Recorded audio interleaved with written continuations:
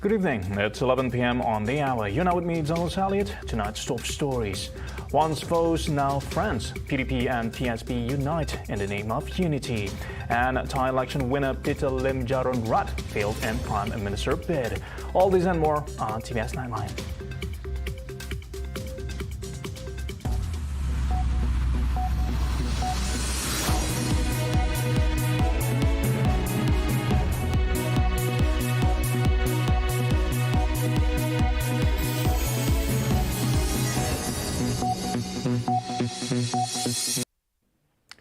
Good evening.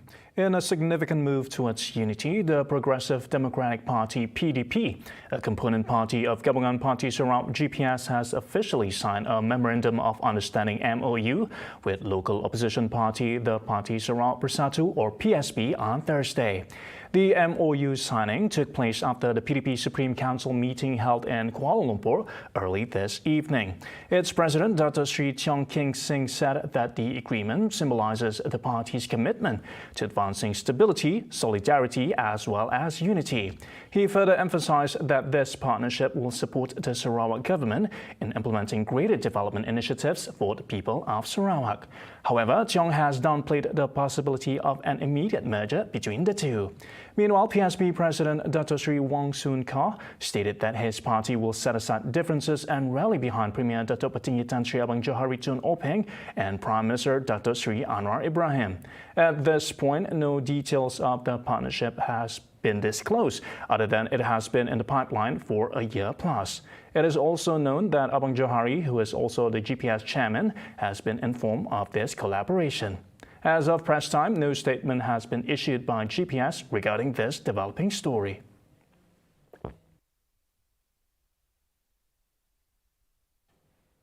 Over in Thailand, Thailand's parliament on Thursday rejected election winner PITA Lim Jaron-rat's bid to become prime minister after he failed to secure the required 375 parliamentary votes needed to become Thailand's 30th premier, despite his reformist party winning the popular vote in the May general election. The Thai parliament is expected to hold another round of votes next week. PITA, who is the leader of election winner Move Forward Party, was unopposed in the contest but could not muster the required support, with signs Conservative MPs of the lower house and junta-appointed senators would not give him their support. The path forward remains unclear for PITA, with the House Speaker yet to indicate if PITA can try again to secure the necessary votes.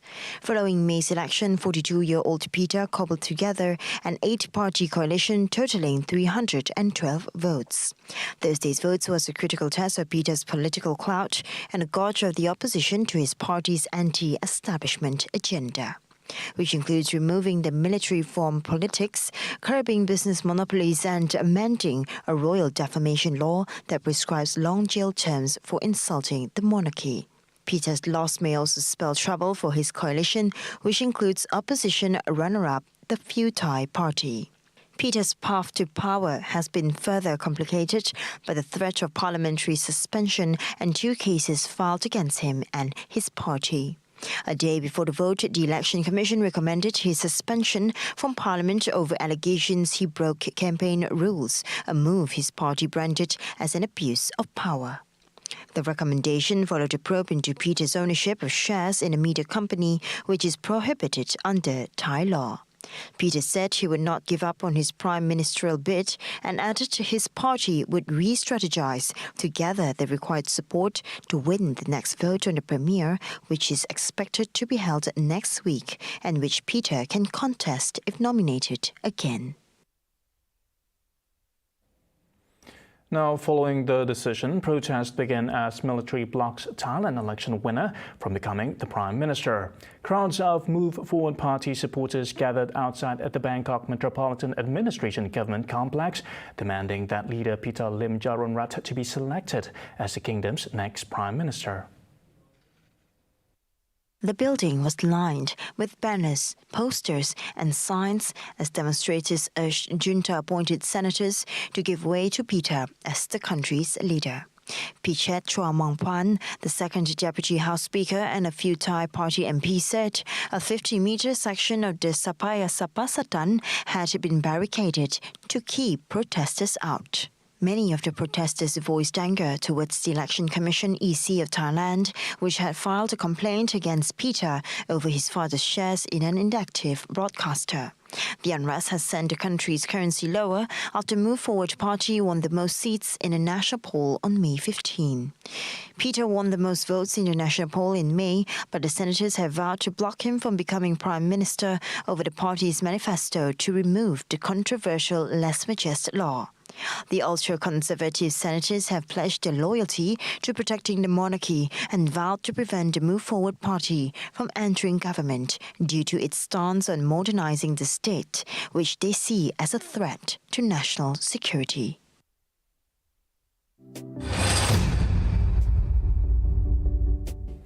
The current expansion to the Borneo Convention Centre Kuching BCCK, known as the BCCK2, is scheduled for completion by 2026. Minister for Utility and Telecommunication Sarawak, Dato' Julahi Narawi, said the new facility will add an additional 10 to 15,000 seating capacity to the existing convention centre. BCCK 2 akan kalau mengikut taklimat tadi akan siap pada tahun 2026. Maknanya kalau cadangan untuk mengadakan International Water Congress 2028, maknanya kita mempunyai venue yang cukup. Selain daripada BCCK yang ada sekarang, kita ada BCCK 2 untuk menampung keperluan yang dicadangkan dalam pembidaan kita. Previously, the CEO of BCCK, Eric Van Pickelen, was quoted as saying that the new facility will be built adjacent to existing convention centre and overlooking the Sarawak River. Once completed, BCCK2 will become a new landmark in Kuching, as it is set to become the world's largest single-floor timber structure and the biggest convention centre in Sarawak. The government aims to incentivize the transition through supportive policies and public awareness campaigns, encouraging consumers and businesses to embrace greener transportation options. Sarawak's Deputy Minister for Utility and Telecommunications, Dr. Abdul Rahman Junaidi, highlights the importance of the prompt technology transition to facilitate the widespread use of environmentally friendly vehicles. This initiative also aligns with the Ministry of Natural Resources, Environment and Climate Change goal of making Malaysia a low-carbon country by 2050. Untuk memastikan bahawa penggunaan kenderaan-kenderaan hidrogen ini dapat digunakan secara berleluasa, maka dari segi perpindahan teknologi ini dapat kalau boleh kita segerakan, kita lakukan. Dan maknanya saya rasa pasti pada hari ini pun ada wakil di pihak kerajaan Sarawak telah pun berbincang dengan rakan-rakan di luar sana, terutama mungkin di Korea, di Jepun dan beberapa buah negara-negara yang mengeluarkan kenderaan hidrogen ini.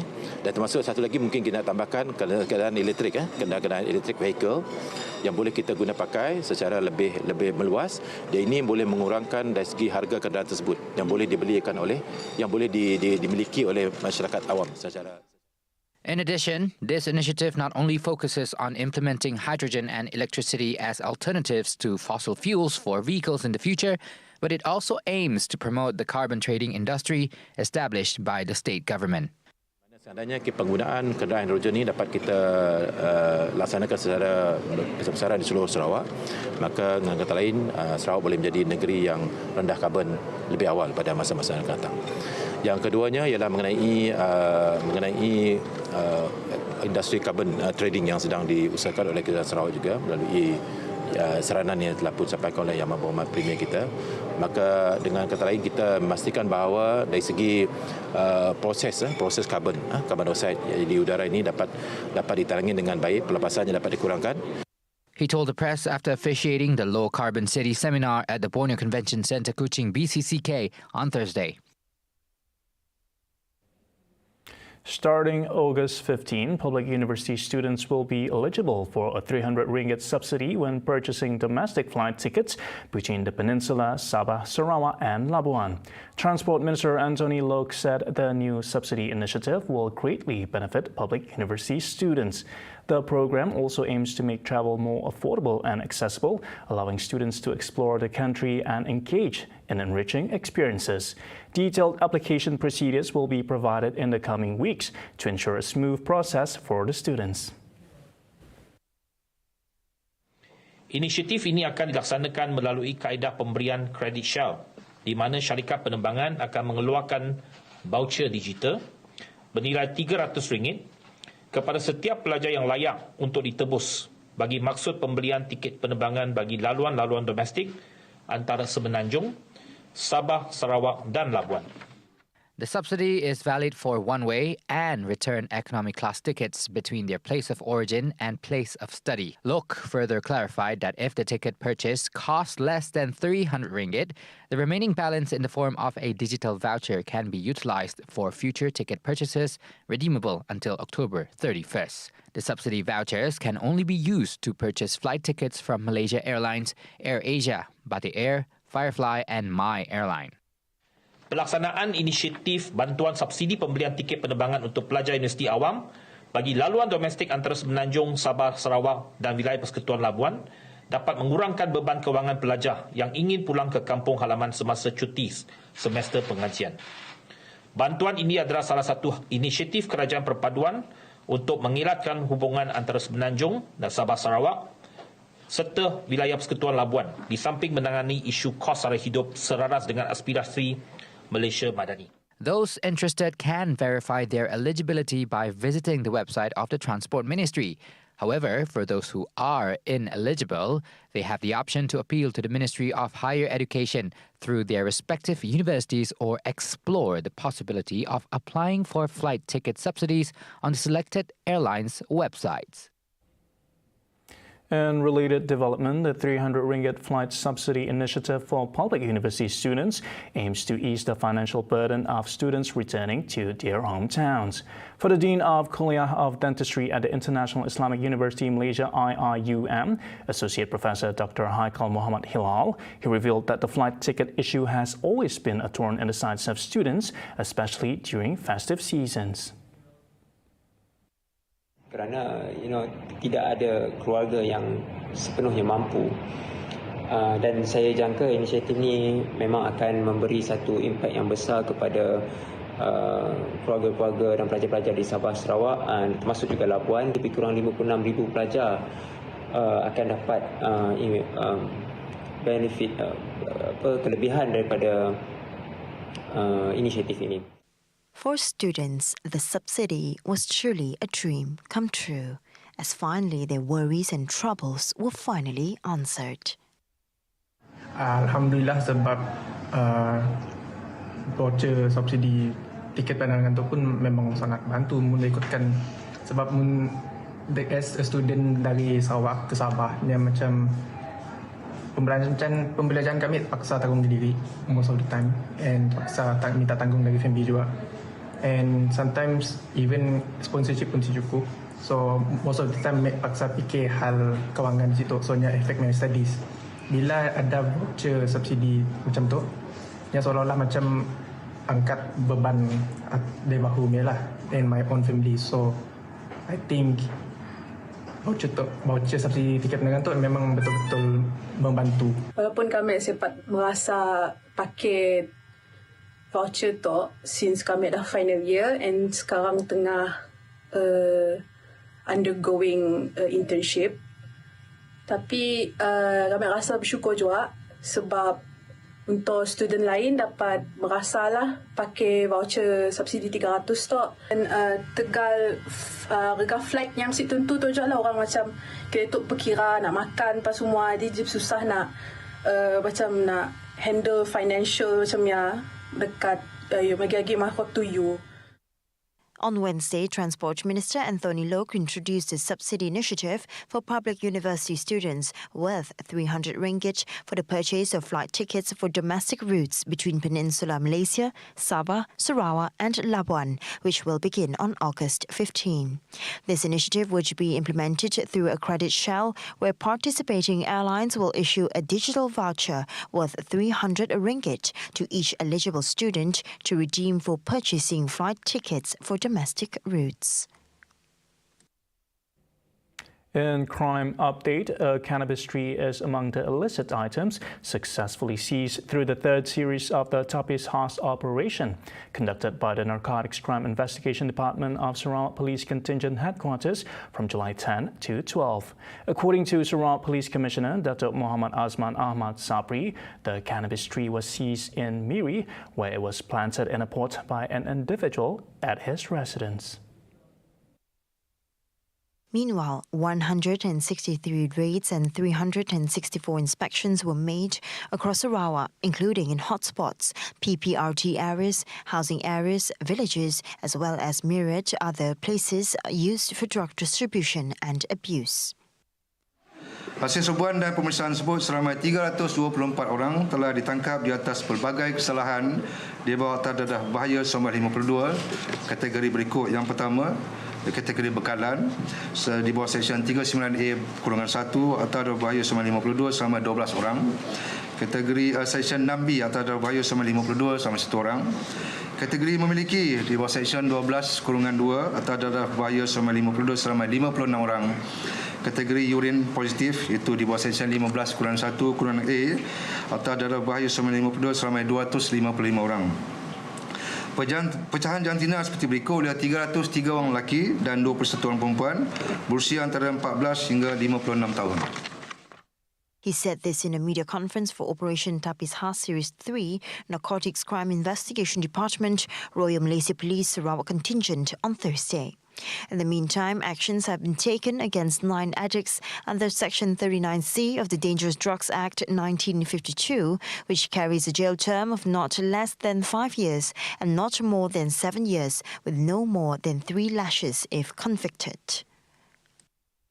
Dalam tempoh 1 Januari hingga 30 Jun 2023, JSJN Sarawak telah merekodkan tangkapan sebanyak 5,655 orang tangkapan dan merampas pelbagai jenayah bernilai 127 juta dan menyita harta bernilai 3.7 juta. Right, we'll be taking a short break. Coming up right after, Sarawak records best STPM performance in the decade, and Malaysia bears hefty bill for food imports. Right here on TVS Nightline, stay tuned.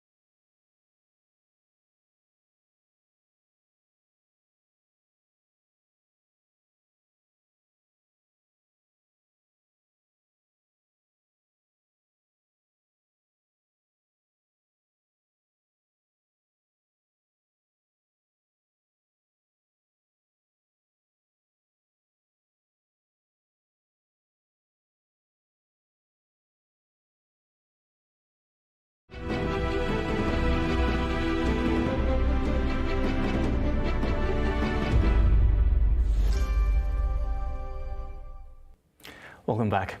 The achievement of the Malaysian Higher School Certificate STPM 2022 in Sarawak has recorded an improvement, with a total of 147 candidates achieving an excellent cumulative grade point average or CGPA of 4.0. Sarawak's State Education Director, Datuk Dr. Azhar Ahmad, stated that this marks a 64.62% increase compared to only 95 candidates who achieved the same result in the 2021 examination. Azhar said the overall GPA of Sarawak last year was 2.75, an increase of 0.04% compared to a GPA of only 2.71 in the STPM 2021. Meanwhile, the Malaysian Examinations Council MPM Chairman, Professor Datuk Dr. Muhammad Ikhwan Toriman, announced that a total of 1,184 STPM 2022 candidates nationwide obtained a perfect CGPA of 4.0.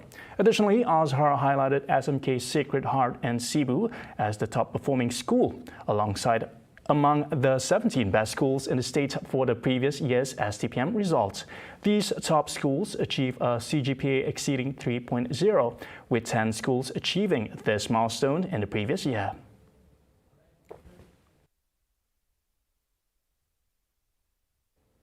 For most, getting their examination results are a day full of suspense and emotion. In Kuching, students from St. Joseph's Secondary School were overjoyed as they celebrate remarkable achievements on their Malaysian Higher School Certificate STPM results earlier today. Here's what went down. Kimberly Blossom Anak Kenneth, who was the only one receive a 4.0 CGPA at her school, was shocked and elated when her name was called out to receive her STPM certificate. I couldn't expect this result because of the SEM 3 result was not what I targeted. So when I saw that when I was announced that I got 4 flat today, I was shocked and I shed tears because this is what I've been working for 1 year and a half. Meanwhile, for Connie Yi Ko Yoon, the result of 3.92 CGPA was unexpected, but a welcoming one, thanks to her beloved teachers. I wasn't really expected to get 3.92 because all this while I've been working so hard throughout the 3 semesters, and I would like to thank all my Form 6 teachers. I couldn't have done it without their help, encouragement and support towards me. The same goes for Elmira Salwani Alfiana Din, who is glad to receive a 3.84 CGPA. She hopes that it will open her dream university's doors for the next chapter of her life. Maybe check balik UPU untuk tengok result tu cunsik dengan course yang akan diambil untuk next state of education lah. Human resources in UNIMAS. The STPM examination, renowned for its significance, serves as a crucial milestone for Malaysian students aiming to pursue higher education. With STPM examinations done and dusted, what's next for our Form 6 students? TVS met with a few of them to ask this very question, and this is what they have to say. Take a degree at a nearby public university lah, at UNIMAS. Probably English for global communication or strategic communication. As for me, I'm planning to continue for my degree as well. I'm planning to take on design technology course in UNIMAS. And yes, that is what I'm planning for now. As well, I'm continuing my degree and hopefully I'll be going for UNIMAS Design Tech as well. Kami mau apply for TESOL or anything that is related to English because kami nang minat benda dari kecil and I want to be a lecturer when I finish my degree or when I finish my master in a few more years. Untuk kami, planning kami after STPM, kami mau pursue my study in law, boleh dekat Universiti Islam Antarabangsa. Some of the students, however, want to further their studies abroad instead with the hope of returning back with enough knowledge to contribute to the state. My next plan will be in ERUPT, University Pengguruan Sultan Idris in Perak. I'm going for an interview tomorrow. I'm taking TESOL and Bahasa Melayu, and then I really hope that I could be a teacher and then I can come back to Sarawak, especially to come back to St. Joe and serve my school. Heavy reliance on imported food is not sustainable in the long run, as it will inadvertently lead the country to its bankruptcy. Deputy Prime Minister Dato Sri Dr. Ahmad Zahid Hamidi warns today as he revealed that the hefty bill the government has to foot on imported food annually, which currently stands at a staggering 62 billion ringgit. The amount, he said, could be better off spent on local food production to boost the domestic economy. Zahid pointed out that consumer demand, along with currency exchange factors, have caused the food import bill to increase to 62 billion ringgit a year, compared to 48 billion ringgit previously. Thus, the Rural and Regional Development Minister called on all ministries, as well as government departments and agencies, to focus on the issue of food security and ensure that the domestic demands are met. He urged all agencies under his ministry to be proactive and work together with the Agriculture and Food Security Ministry (KPKM) as one entity to help the country reduce its dependency on food imports. Malaysia currently ranks 41st among 113 countries based on the 2022 Global Food Security Index released by The Economist Impact. The government is currently studying the need to establish new legislation to prosecute individuals involved in 3R sentiments, namely religious, royal and racial, as civil offences. Minister in the Prime Minister's Department, Law and Institutional Reform, Dato Sri Azalina Othman, said that this would be similar to the Harmony Act in Singapore, but formulated in the Malaysian context. Negara-negara di luar situ, akta sedemikian yang dicadangkan tu berbentuk punitif lah. Maknanya kalau dia langgar, dia akan dikenakan denda. Itu lebih senang nak diselesaikan ataupun disabitkan. Kalau ikut jenayah, prosedur pengukuran tu memang bukan mudah, dia proses kan. Itu sebab saya kata, saya ada sebutlah perlu kita bincang dan kaji. Mungkin ini dilihat sebagai satu keperluan untuk generasi akan datang. Azalina said this when speaking at the Malaysia Diambang PRN 2023. Meanwhile, she revealed that this new act should also take into account the rapid development of social media applications and artificial intelligence, which have led offenders to deny their wrongdoings when facing charges. She explained that this proposal was discussed during the cabinet meeting on Wednesday and has received positive responses. Under existing law, any offences related to 3R issues are investigated under the Sedition Act 1948, which leads to criminal prosecutions and lengthy legal processes.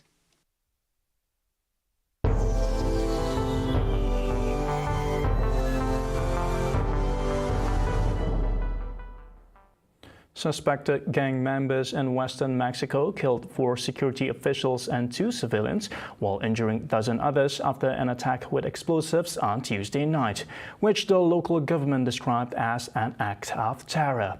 The blast that hit police and officials working at the Jalisco State Attorney General's office occurred in the municipality of Tlajomulco, to the south of the state capital, Guadalajara. Tenemos 6 personas fallecidas.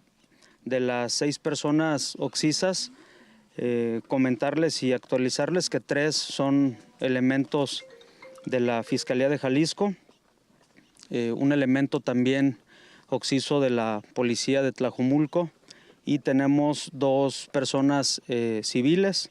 Están las 2 ahorita oficialmente sin identificar. State Governor Enrique Alfaro said the explosion resulted from a trap set by perpetrators who phoned in an anonymous tip that there were human remains buried at the scene. Una ciudadana que participa en los colectivos de madres buscadoras recibió una denuncia anónima diciéndole que había un punto en donde había presuntamente restos humanos. Esta ciudadana informó a las autoridades que, como siempre lo hemos hecho, atendimos el reporte y acudimos a revisar lo que ahí estaba sucediendo. Lo que sucedió es que fue una trampa para nuestros elementos. Lo que sucedió es que esta llamada buscaba la presencia de nuestras policías para poder agredirlas con estos artefactos explosivos. Jalisco and nearby communities have been battling to curb gang violence that has frustrated the administration of President Andrés Manuel López Obrador. And that's all the time we have for TVS Nightline. I'm Douglas Elliott. Thank you for watching.